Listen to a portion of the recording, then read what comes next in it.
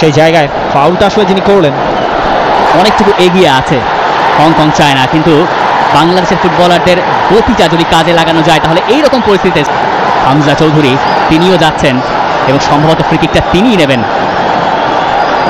হামজা কি এখান থেকে সরাসরি গোলে একটা চেষ্টা করবেন? Why not? মোরসালিন দুজনেই রয়েছেন। সেটা হামজা নিয়েছেন এবং চৌধুরী সাহেব গোল করলেন।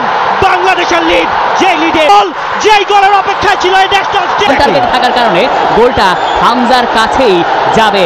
হামজা চৌধুরীর গোলেই সুপার সল্টলেককে জাগিয়ে তুলেছিল, এবার এই ঢাকা স্টেডিয়ামকে জাগাতে পারবেন কিনা হামজা, তিনিও রয়েছেন সেখানে।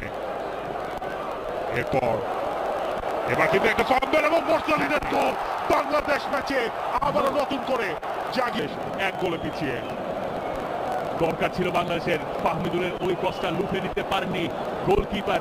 বাংলাদেশ এইরকম ঘটনা বারবার নিশ্চয়ই ঘটবে কিনা আমার সংশয় আছে। হাবিয়ার কাবরেরা সেটা নিয়ে শেষ মিনিট, মোরসালিন এবং সেখান থেকে বাংলাদেশ সমতায়।